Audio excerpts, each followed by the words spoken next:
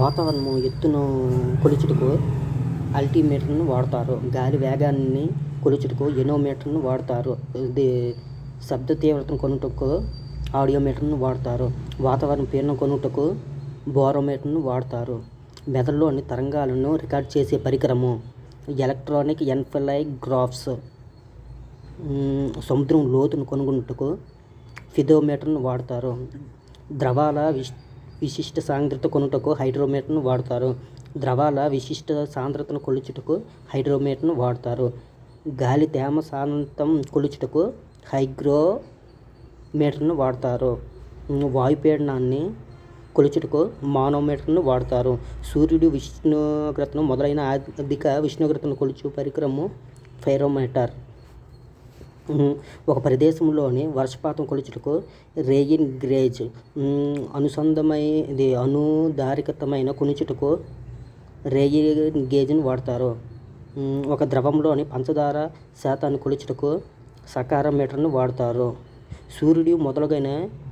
సూర్యుడు మొదలైన భూగర్భ జలాలను ఖగోళ పరిస్థితులు పదార్థాలను వాడటానికి సైక్రోటెన్ వాడతారు. భూకంప తీవ్రతను కొలుచుటకు సిస్మోగ్రాఫ్ వాడతారు. విద్యుత్ ప్రవాహాన్ని బలాన్ని కొలుచున్న సాధనము అమ్నోమీటర్.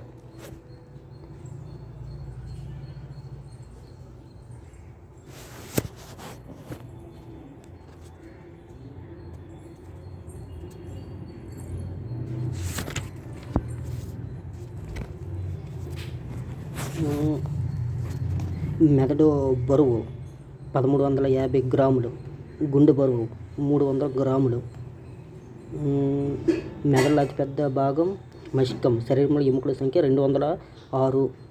శరీరంలో కండరాల సంఖ్య 639. శ్వాసదంతాల సంఖ్య 32. పాలదంతాల సంఖ్య 20. క్రోమోజోముల సంఖ్య 23 జతలు. అతిపెద్ద ఎముక ఫీమర్, తొడ ఎముక. అతి చిన్న ఎముక చెవిలో ఉన్న ఎముక స్టెప్స్. అతిపెద్ద కండరము గ్లూకోటాక్స్ మ్యాక్సిమస్. అతి చిన్న కండరము స్పైమిడియాస్. అతిపెద్ద అవయవం చర్మము. అతి చిన్న అవయవము స్టోరియాసిస్. అతిపెద్ద జీవకణము న్యూరాన్. శరీర సాధారణ ఉష్ణోగ్రత 98.4 ఫారెన్హీట్ 37 గ్రామ్స్. సాధారణ రక్తపోటు బీపీ 120 నుంచి 80 నిమిషాలకి. శ్వాసక్రియ రేటు 18 సార్లు నిమిషానికి. గుండె కొట్టుకుంట 72 సార్లు. రక్తం మరియు 5 లీటర్లు ఉంటుంది.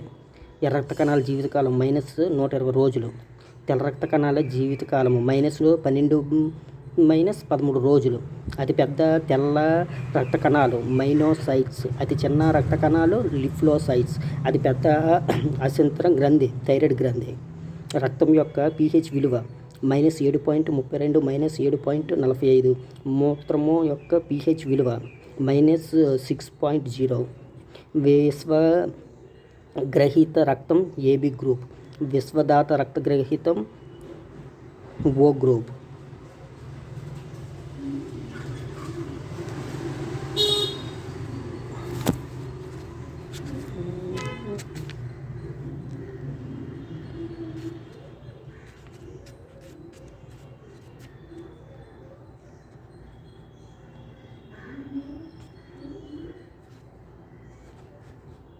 ఇప్పుడు మనం ఐక్యరాజ్య సమితి గురించి తెలుసుకుందాం.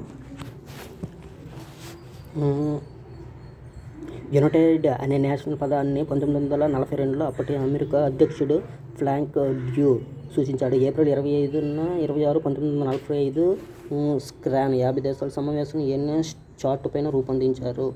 చార్టుపై 50 దేశాల్లో 26 1945 నాటి సంతకాలు చేశారు.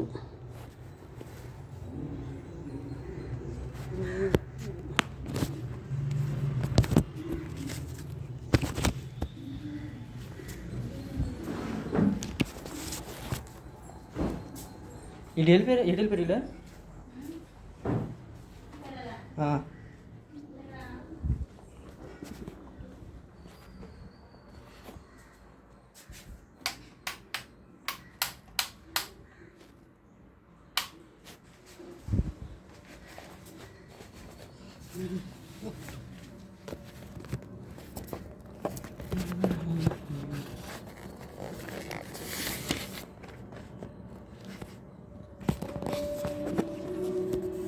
మనం ఇప్పుడు ఐక్యరాజ్య సమితి అనుబంధ సంస్థల గురించి మనం తెలుసుకుందాం. ఐక్యరాజ్య సమితి వైద్య విజ్ఞాన సంస్కృత సంస్థ యునైటెడ్ 1946 సంవత్సరంలోనే స్థాపించారు. ప్రధాన కార్యాలయం ప్యారిస్.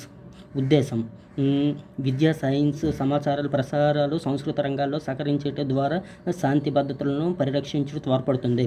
విశ్వ తపాలా సంఘం యూనివర్సిటీ పోస్ట్ 1948 సంవత్సరం స్థాపించారు. బెర్ని ప్రధాన కార్యాలయం పరస్పర మెయిల్ పంపించుకొనుటకు తపేలా సేవలను విస్తృతించి చేయడం ద్వారా దేశాల మధ్య సరిహద్దులు చెరిపివేయుట. ప్రపంచ ఆరోగ్య సంస్థ WHO 1948 సంవత్సరంలో జెనెవా కార్యాలయం జెనెవా అన్ని వర్గాల ప్రజలకు అత్యుత్తమైన ఆరోగ్య సదుపాయం కల్పించుటకు ప్రపంచంలో ఆరోగ్య దినోత్సవం ఏప్రిల్ 7 సంవత్సరంలో జరుపుకుంటారు. ప్రపంచం వాతావరణ సంస్థ వరల్డ్ మెటీరియాలజీ ఆర్గనైజేషన్, దీన్ని WOM అంటారు. 1950 సంవత్సరం స్థాపించారు. జెనీవా వాతావరణ కార్యక్రమములను సమయములను పరిచుటకు, వాటి స్థాయిని పెంచుటకు, అవసరమైన సహాయం చేయుటకు దేశాల మధ్య వాతావరణ సమాచారం బదిలీకి రంగం సిద్ధం చేయబడింది.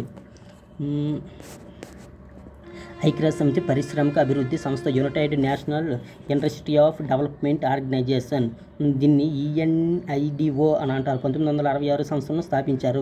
పారిశ్రామిక అభివృద్ధి చేయడము. ప్రపంచ వాణిజ్యం సంస్థ, దీన్ని WTO అని అంటారు. 1950 సంవత్సరంలో స్థాపించారు. జెనీవా ప్రపంచ దేశాల మధ్య స్వేచ్ఛ వాణిజ్యాన్ని ప్రోత్సహించే లక్ష్యాన్ని 1940లో జనరల్ అగ్రికల్చర్ ట్రాన్స్లేషన్ ఏర్పడుతుంది. 1955 జనవరి 1న G8 సంస్థలో WTOలను ఏర్పాటు చేశారు. ఇంటర్నేషనల్ మెరిటైమ్ ఆర్గనైజేషన్ IMO 1950లో లండన్లో జల సంబంధించిన కార్యక్రమం అంతర్జాతీయ అవగాహన చేయడము. International bank finance corporation and development IBRD, దీన్ని ప్రపంచ బ్యాంక్ అని కూడా అంటారు. 1944లో దీన్ని స్థాపించారు. వాషింగ్టన్ ప్రపంచ ఆర్థిక అభివృద్ధి వాణిజ్యం కోసం పెట్టుబడులను సేకరించడం, కేటాయించడం. ఇంటర్నేషనల్ డెవలప్మెంట్ అసోసియేషన్ IDA 1960 సంవత్సరం స్థాపించారు. వాషింగ్టన్ తేలికపాటి రుణాలను మంజూరు చేయడం ద్వారా తక్కువ అభివృద్ధి చెందిన సభ్య దేశాలను ఆర్థిక అభివృద్ధికి సహకరించడం. ఇంటర్నేషనల్ సివిల్ ఏవియన్స్ organization 1944 Montreal, Canada air navigation రవాణా సహకారం పెంపొందించడం.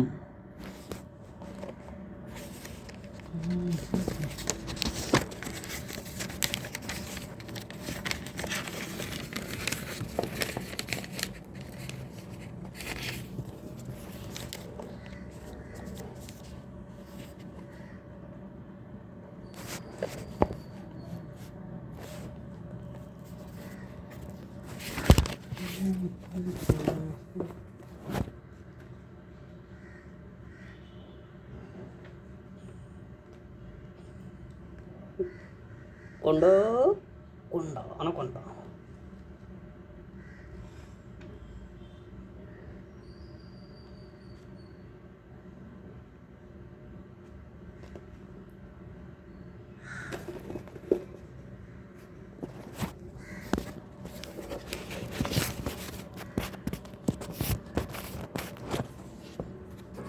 మనం ఇప్పుడు భారతదేశం గల రాష్ట్రాలు, కేంద్రపాలిత ప్రాంతాల గురించి తెలుసుకుందాం.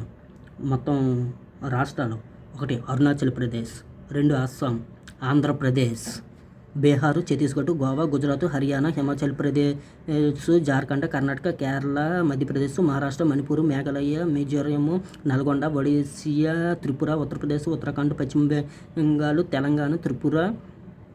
మొత్తం 28 రాష్ట్రాలు.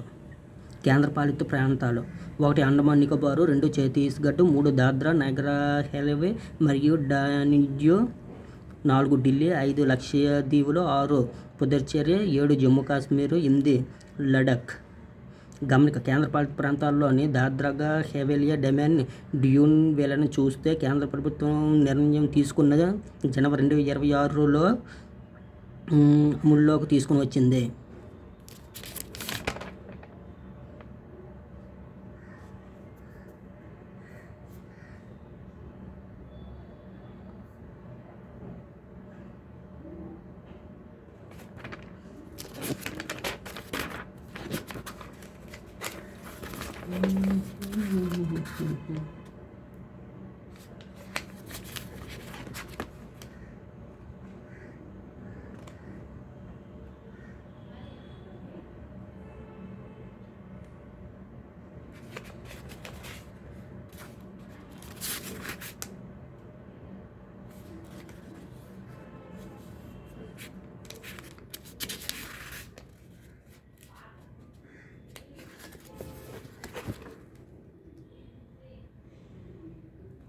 ఇప్పుడు మనం ఇంజనీరింగ్ పరిశోధన సంస్థల గురించి తెలుసుకుందాం. Central road research institute of rail transports న్యూఢిల్లీలో ఉంది. Central electrical engineering research institute రాజస్థాన్లో ఉంది. సెంట్రల్ మైనింగ్ రీసెర్చ్ స్టేషన్ ధనాదాబాలో ఉంది. నేషనల్ మెట్రోలజీ ల్యాబొరేటరీ షెండియోపూర్లో ఉంది. Central mechanical engineering research institute దుర్గాపూర్లో ఉంది. Central glass and serious institute ఉత్తరాఖండ్లో ఉంది. సెంట్రల్ బోల్డింగ్ రీసెర్చ్ వడోదరలో ఉంది. అనుసంధాన సంస్థలు వ్యవసాయ పరిశోధన సంస్థల గురించి మనం ఇప్పుడు తెలుసుకుందాం. కేంద్ర పత్తి పరిశోధన సంస్థ నాగపూర్లో ఉంది. భారతీయ వ్యవసాయ పరిశోధన మండలి న్యూఢిల్లీలో ఉంది. జాతీయ పాడి పరిశోధన సంస్థ తిరువనంతపురంలో ఉంది. Central rubber crops research institute తిరువనంతపురంలో ఉంది. జాతీయ వేరుశనగ పరిశోధన సంస్థ గుజరాత్లో ఉంది. కేంద్ర పొగాకు పరిశోధన సంస్థ రాజమండ్రి ఆంధ్రప్రదేశ్లో ఉంది. కేంద్ర సముద్ర చేపల పరిశోధన సంస్థ కేరళలో ఉంది. భారతీయ చెరుకు పరిశోధన సంస్థ లక్నోలో ఉంది. సెంట్రల్ కోకోనట్ రీసెర్చ్ ఇన్స్టిట్యూట్ కేరళలో ఉంది. Indian institute of soil science భోపాల్లో ఉంది. జాతీయ రసాయనిక పరిశోధన సంస్థ పూణేలో ఉంది. Indian institute of sugar technology క్యాన్ఫర్లో ఉంది. రసాయనిక పరిశోధన సంస్థలు కేంద్ర ఆహార సాంకేతిక పరిశోధన సంస్థ కర్ణాటకలో ఉంది. సెంట్రల్ డ్రగ్ రీసెర్చ్ ఇన్స్టిట్యూట్ లక్నోలో ఉంది. కేంద్ర తొలి పరిశోధన సంస్థ చెన్నైలో ఉంది. కేంద్ర విద్యుత్ రసాయనిక సంస్థల పరిశోధన సంస్థ కేరళలో ఉంది. కేంద్ర ఇంధన పరిశోధన సంస్థ జార్ఖండ్లో ఉంది. ఇండియన్ ఇన్స్టిట్యూట్ ఆఫ్ పెట్రోలియం ఉత్తరాఖండ్లో ఉంది. ఇప్పుడు మనం పెట్రోల్ ఎలా తయారవుతుందో మనం తెలుసుకుందాం.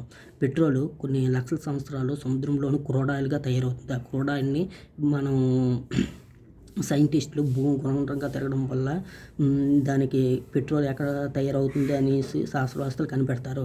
అది బయటకు క్రూడ్ ఆయిల్ని తెచ్చి రసాయనిక సంస్థల ద్వారా మెకానికల్ ఇంజనీర్లు దానికి కొన్ని కెమికల్స్ గట్రా తయారు చేసి పెట్రోల్ తయారు చేస్తారు.